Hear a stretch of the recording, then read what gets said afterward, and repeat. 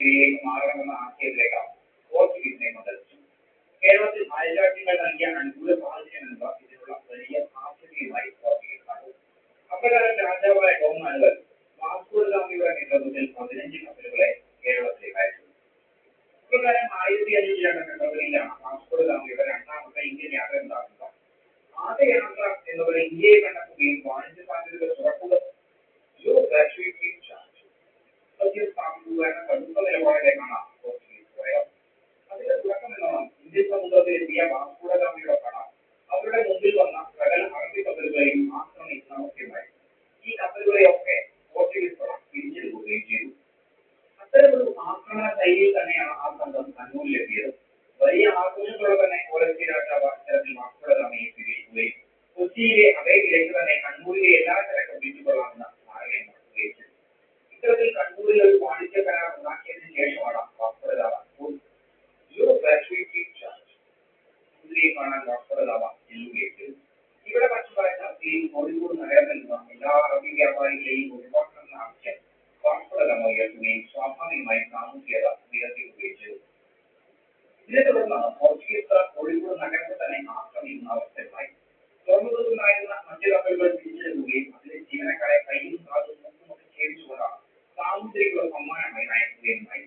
ഇത്തരത്തിൽ വാസ്കോ ഡ ഗാമയുടെ നാവികപടം ഇത്തരത്തിൽ കോഴിക്കോടിനെ വിറപ്പിച്ചുകൊണ്ട് തങ്ങളുടെ പൈശാചികമായ മുഖവും കാട്ടിക്കൊണ്ടാണ് പോർച്ചുഗീസ് അവിടെ നിന്നും കൊച്ചിയിലേക്ക് കപ്പൽ ഒഴുകുന്നത്. സ്വാഭാവികമായും സമുദ്രാധിപത്യം അവരുടെ കൈകളിലാണെന്നും അവരെ എതിർക്കാനുള്ള ശക്തി സാമൂഹിക പോലും ഇല്ലെന്നുള്ള വാർത്ത പറയും.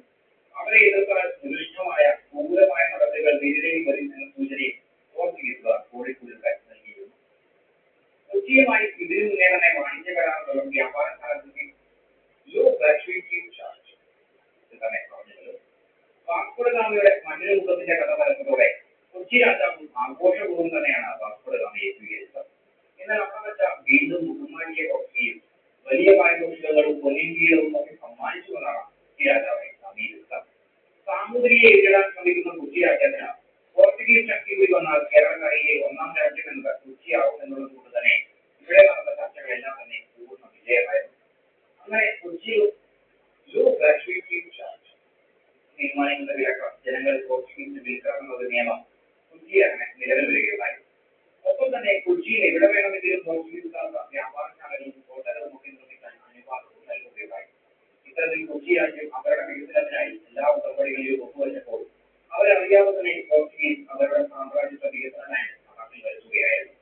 ഇത്തരത്തിൽ സാമൂതിരിയെ വെല്ലുവിളിക്കുന്ന ഒരു നിലയിലേക്ക് കൊച്ചി മാറുന്ന നിലയിൽ കോഴിക്കോടിനെ ആക്രമിച്ച പോർച്ചുഗീസിനെ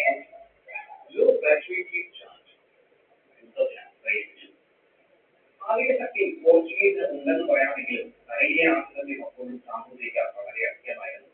ഇത്തരമൊരു യുദ്ധം വന്നാൽ പോലും പോർച്ചുഗീസും വാസ്കോ ഡ ഗാമയും കൊച്ചിയിൽ ഒപ്പം നിൽക്കുമെന്ന് കൊച്ചി രാജാവ് വിശ്വസിച്ചെങ്കിലും അതും ഉണ്ടായില്ല. സാമൂതിരിക്കെതിരെ സഹായം പലതവണ അഭ്യർത്ഥിച്ചെങ്കിലും വാസ്കോ ഡ ഗാമ അതിനെ സ്വീകരിക്കുകയുണ്ടായില്ല. കൊച്ചിയിലെ മുഴുവൻ പോർച്ചുഗീസുകാരെയും പറഞ്ഞേക്കണമെന്ന രീതിയിലുള്ള കത്തുകൾ സാമൂതിരിയിൽ നിന്നും കൊച്ചി രാജാവിന് ലഭിച്ചിരുന്നു. ഗാമയുടെ രണ്ടാം വരവ് നടപടികളിൽ നിന്ന് കാരണമായെന്ന് പറയാം. യുദ്ധത്തിന്റെ മുന്നൊരുക്കത്തിനിടയിൽ വലിയ അളവിൽ സംഭരിച്ച കണ്ടവരെ ചരക്കുമായി വാസ്കോ ഡ ഗാമയും സംഘവും കൊച്ചിയിൽ നിന്ന് തിരിച്ചു പോവുകയാണ് ഉണ്ടായത്.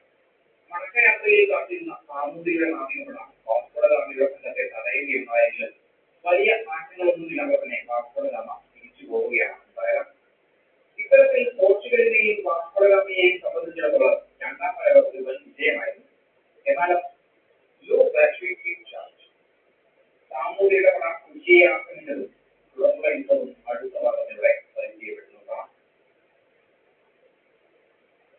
കോഴിക്കോടിന്റെ മേഖലകളിൽ ആക്രമണവും നടത്തി കൊച്ചിയിലേക്ക് കടന്ന വാസ്കോ ഡ ഗാമയെയും സംഘത്തെയും കൊച്ചി രാജാവ് ആഘോഷപൂർവ്വം സ്വീകരിച്ചത് തന്നെ സാമൂതിരിയെ കൊച്ചിയുടെ അടുത്ത എതിർപ്പുണ്ടാകുന്ന കാരണമായി. ഒപ്പം തന്നെ കൊച്ചി രാജ്യം പോർച്ചുഗീസിന്റെ സഹായത്തോടെ സാമൂതിരിയെ വെല്ലുവിളിക്കാനുള്ള നീക്കങ്ങൾ നടത്തിയത് സാമൂതിരിയുടെ കത്തുകളെ അവഗണിക്കുന്നില്ല. അതുവരെയും തന്നെ സാമന്തരായി നിലകൊണ്ടിരുന്ന കൊച്ചി രാജ്യം ഇത്തരത്തിൽ പെട്ടെന്ന് പോർച്ചുഗീസുകാരുമായി വളരെയധികം അടുത്തത് സാമൂതിരിയെ ചെറിയ തോതിലെങ്കിലും ഒരു ആശങ്കയും ഉടലെടുക്കുന്നതിനാണ് കാരണമായി. ഇത്തരത്തിൽ തനിക്കാണോ പോർച്ചുഗീസിനാണോ മുൻഗണന നൽകുന്നത് എന്ന സാമൂതിരിയുടെ ചോദ്യത്തെ കൊച്ചി രാജാവ് തന്റെ രാജ്യത്തിന് ഭാരതത്തിന്റെ വികസന നേട്ടങ്ങൾക്കായി തിരസ്കരിക്കുന്ന ഒരവസ്ഥയുണ്ടായി. അതോടുകൂടിയാണ് കോഴിക്കോടിന്റെ വമ്പൻ സൈന്യം കൊച്ചിയെ ലക്ഷ്യമാക്കി പട നയിക്കുന്നത്. സാമൂഹിക സൈന്യം കൊച്ചി പോർച്ചുഗീസിന്റെ സഹായം ലഭിച്ചിരുന്നു. ഇവിടെ എടുത്തു പറയേണ്ടത് ഇതിനു മുമ്പ് വാസ്കോഡ ഗാമ ഫ്രാൻസിലേക്ക് ചരക്കുകളുമായി കൊച്ചി വീട്ടിലിരുന്നു എന്നതാണ്. അതുകൊണ്ട് തന്നെ കൊച്ചി രാജാവ് ആഗ്രഹിച്ച പോലും പോർച്ചുഗീസ് സഹായങ്ങൾ ഇവർക്ക് ലഭിച്ചിരുന്നില്ല. എന്നിരുന്നാലും ലോറൻസോ മൊറീനിയോയുടെ കീഴിലുള്ള പോർച്ചുഗീസ് പടയും കൊച്ചി പടയും സംയുക്തമായി സൈനിക നടപടികൾ ഏറ്റെടുക്കുകയും ഇടപ്പള്ളിക്കോട്ട കേന്ദ്രീകരിച്ചുകൊണ്ട് പ്രതിരോധ പ്രവർത്തനങ്ങൾ നടത്തുകയും ചെയ്തു. 1503 മാർച്ച് 1 കൂടിയാണ് കോഴിക്കോട് സൈന്യം കൊച്ചിയെ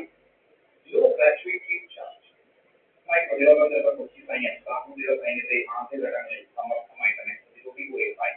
എന്നാൽ പിന്നീട് സാമൂതിരിയും നാവികപ്പടയുടെ സഹായത്തോടെ രണ്ടു ദേശങ്ങളിൽ നിന്ന് ഒരുമിച്ച് ആക്രമണം നടത്തിയതോടെ കൊച്ചിയുടെ പ്രതിരോധത്തിൽ വിള്ളലുകൾ വീഴുകയും കൊച്ചി പടയ്ക്ക് വലിയ നാശനഷ്ടങ്ങൾ ഏറ്റുവാങ്ങേണ്ടി വരികയും ചെയ്തു.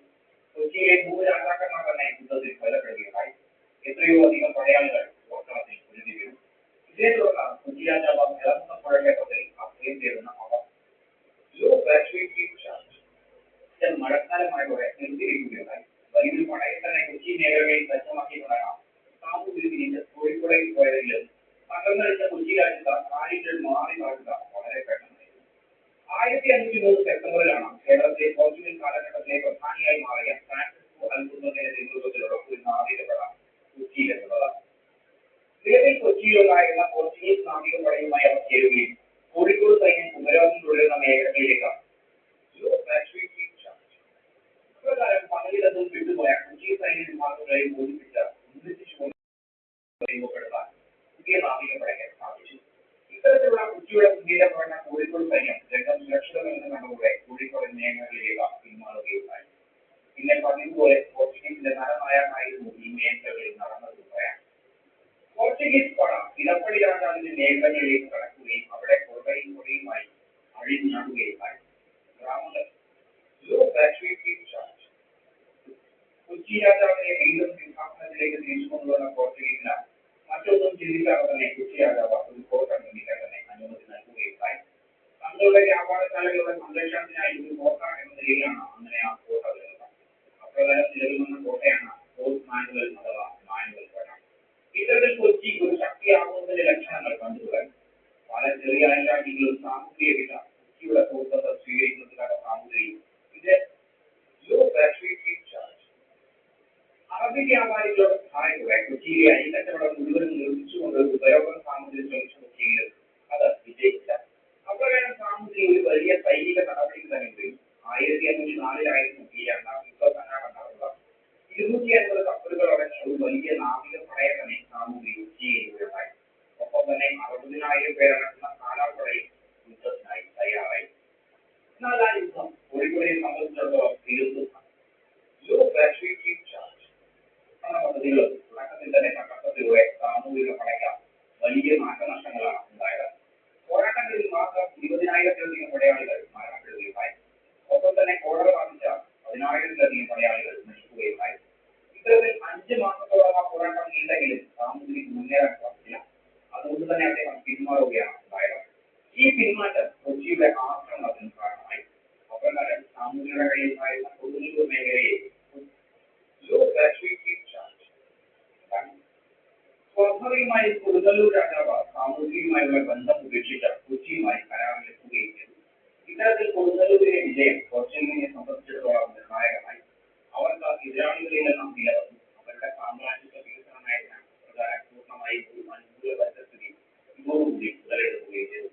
അപ്രകാരമാണ് പോർച്ചുഗീസ് പ്രദേശങ്ങളിലെ വൈസ്രോയിയായി ഫ്രാൻസിസ്കോ അൽമേഡ 1505 നിയമിതനാകുന്നത്. അദ്ദേഹം സാമ്രാജ്യത്വ ശക്തി വികസിപ്പിക്കുകയും ഒക്കെ ഉണ്ടായി. തുടർന്നുള്ള അൽമേഡയുടെയും അൽബുക്കർക്കിന്റെയും ഭരണകാലം യുദ്ധങ്ങളും അടുത്ത വർഷത്തോടെ പരിചയപ്പെടുത്തുന്നതാണ്. സാമൂതിരിയും കൊച്ചിയും തമ്മിലുണ്ടായ യുദ്ധത്തിൽ പോർച്ചുഗീസ് കൊച്ചി സഖ്യം വിജയത്തിലേക്ക് എത്തിയതോടെ പോർച്ചുഗീസിന്റെ സാമ്രാജ്യത്വ വികസന നയങ്ങൾക്ക് തുടക്കം കുറിച്ചെന്ന് പറയാം. വ്യാപാരശാലകളുടെ സംരക്ഷണത്തിനായി കൊച്ചി മേഖലകളിൽ